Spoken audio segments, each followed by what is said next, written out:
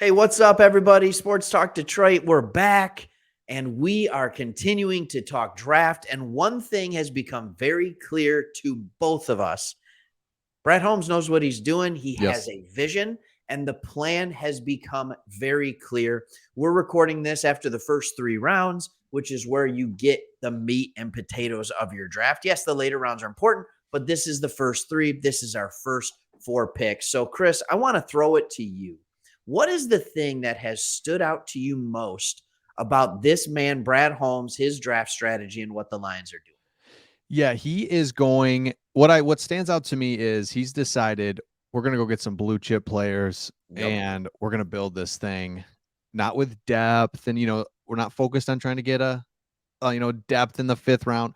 We got to go we got to get some players. And so he Some did that. playmakers. He got 2 blue chip players in this draft. And so when you look at that, it's like, let's go. And that all starts with the Stafford trade. And, you talk about how that happens. But anyway, all of a Sure. sudden now you're in the 1st round. Well, hey, we get a 2nd round pick or a 2nd pick overall. And then we're back at 32. Congrats, Rams. You in the Super Bowl.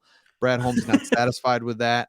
He says, we're going to use that. We're going to do what we can, makes an outstanding trade and gets into that top 15. You and I, once we watched the draft, we recognize that top 15 because we really didn't know what's that blue chip. There wasn't that standout 1 or 2 players, but it was Sure. that top 15. There was Oh, yeah. high level tackles, corners, DNs, and wide Wide receivers. receivers. And Yeah. wide receivers started going. Brad Holmes didn't wait around, comes up and gets the best wide receiver. And now he's injured, so that obviously plays into it, but he's the best wide receiver. His highlights are insane. So that's what I love is we got up and we've got a playmaker that we haven't had in a while.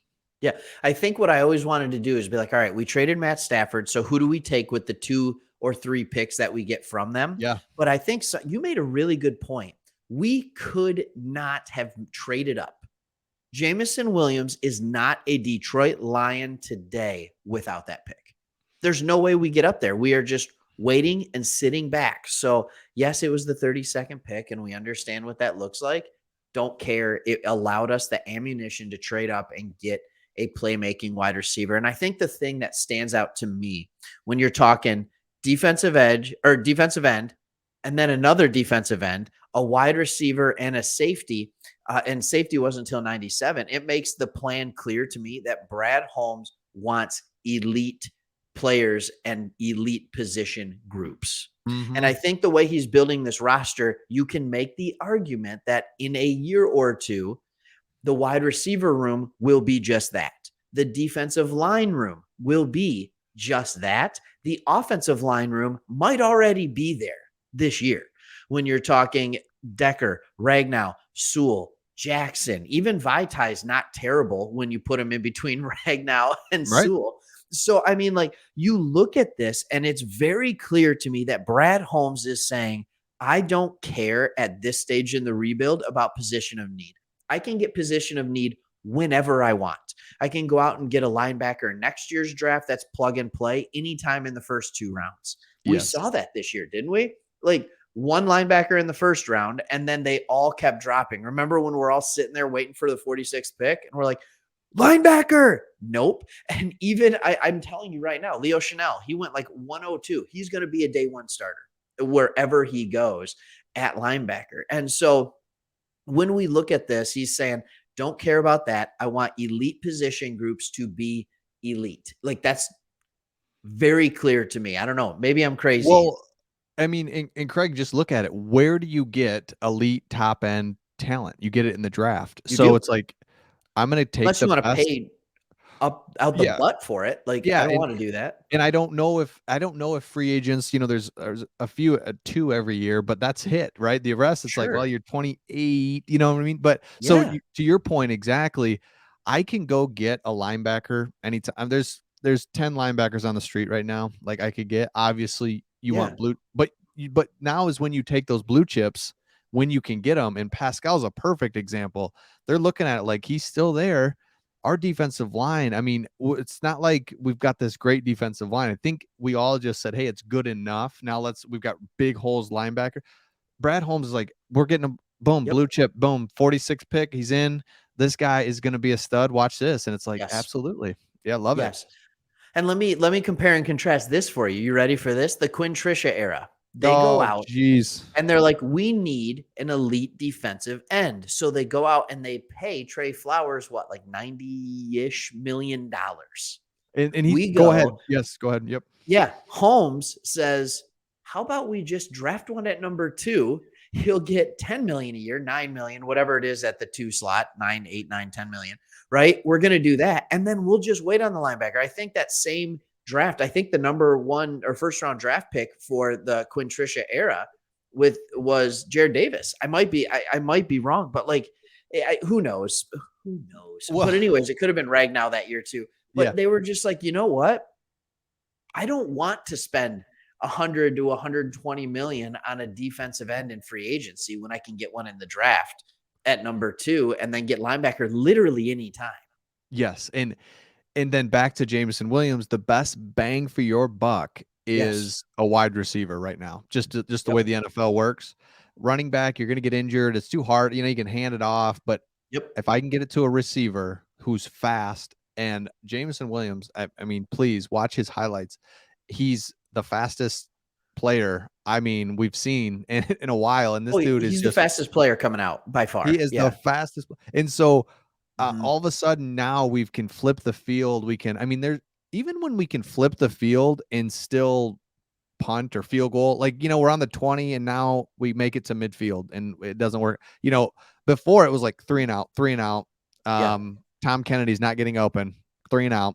Hawkinson's hurt, 3 and out. Even if he is getting open, it's a 4-yard catch. Yeah, it's a 4-yard catch. He makes a move. He goes lateral. He gets pushed out of bounds. He actually lost 2, and you're like, okay, this is not going well. And so, bang, we've got an explosive player now. So it's like that's just, Brad Holmes just gets what we're doing here, and it's awesome to have. How do you feel about a competent front office that you like? I actually like that. I actually agree with that. Like, it's crazy. Yeah, I think what's crazy about a competent front office is that our minds are so accustomed over the last 30 years that me and you have been watching, right? Yep.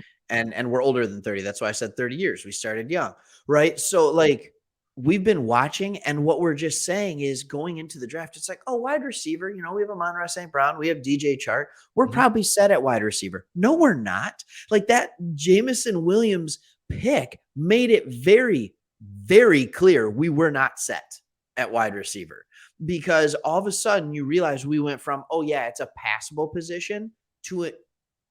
Yes, I'm excited to watch it.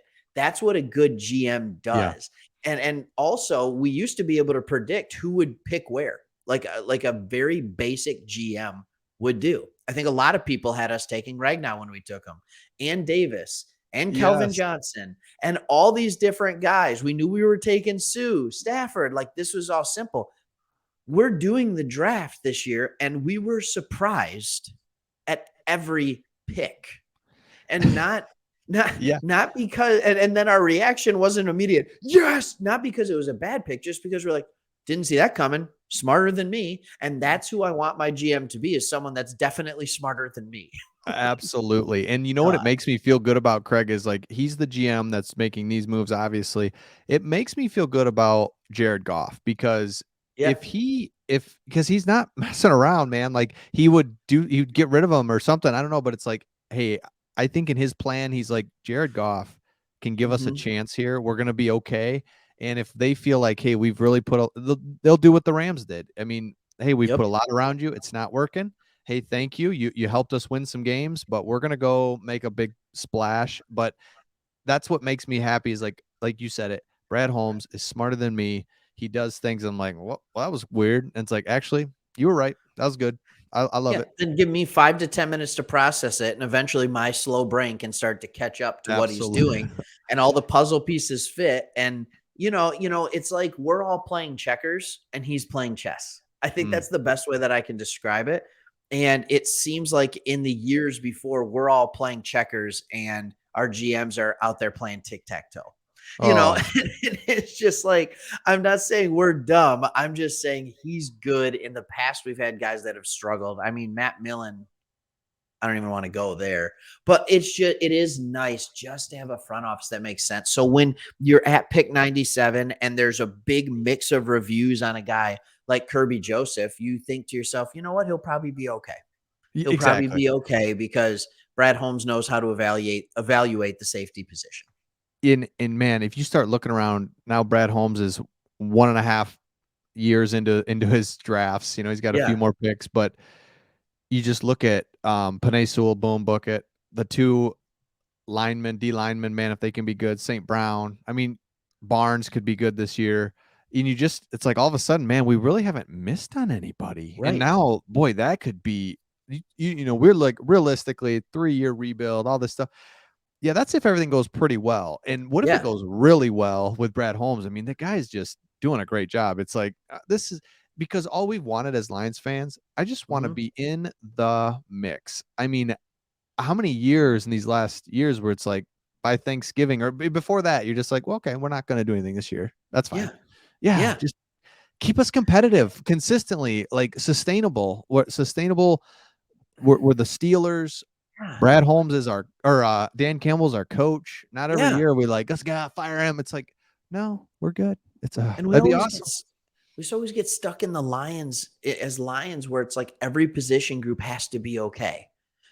And sometimes Yes. when you have position groups that are just flat out better, like really, really good, that makes up for the rest of it. And in many ways is better than just being across the board pretty average. Yeah, None of the great teams are good at every single level, both on offense and defense. exactly. That's not a thing. The Kansas City Chiefs made it to the Super Bowl against the Bucks with a bad offensive line.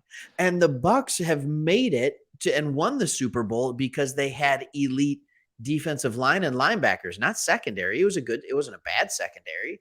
But do you get what I'm saying? Like it's Absolutely. okay not to be great at every position Absolutely. If you put a all graph day. up and you put dots and rated people, I mean, the Mhm. majority of the league is just right here. But it's like, Yeah. who's got these guys, just these outliers that are popping Yeah. up here? Like, who has those? We haven't had one, but all of a sudden, man, what if St. Brown's a little outlier? Like that dude just makes plays. What if Oh yeah. what if Swift stays healthy? We've got a lot of what ifs, but it's like Jameson Williams he's just different.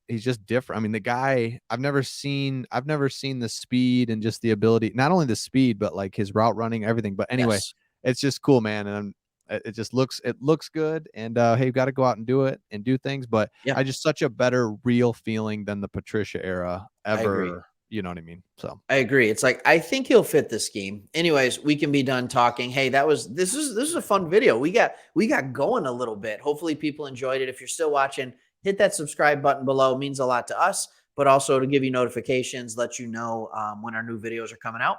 And we'll see you on the next one. Go Lions. see ya.